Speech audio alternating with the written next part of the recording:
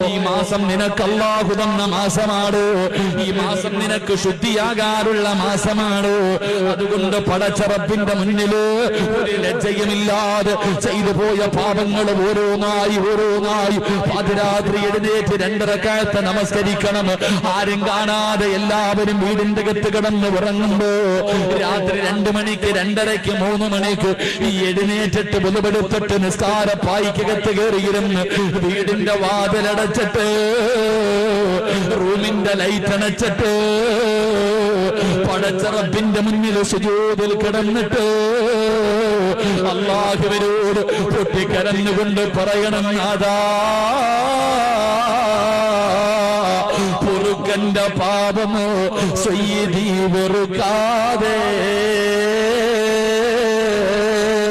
പൊറുക്കുന്നവനാരുണ്ട് നീയല്ലാതെ. ഇഹലോക ആർഭാടങ്ങളെന്നെ വലച്ചതാ, നഫ്സെന്ന മുമ്പി തെല്ല് വിട്ടു ചതിച്ചതാ. അല്ലാതെ ദിക്കരി ചല്ല റബ്ബേ നിന്നെ, അതുകൊണ്ട് ആട്ടരുതിലാകെ എന്നെ. അല്ലാ, നിന്നെക്കാളും പൊറുക്കുന്ന ഒരാള് ഈ ലോകത്തില്ല നാഥാ. നീ കരുണയുള്ളവനാണ്, നീ ഗഫൂറാണ്, നീ റഹീമാണ്, നീ എന്നെ പടച്ച എന്റെ റബ്ബാണല്ലാ.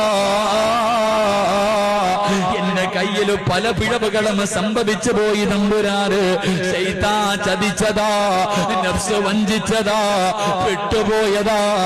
എനിക്ക് നീ പുറത്തുതാ അല്ലാ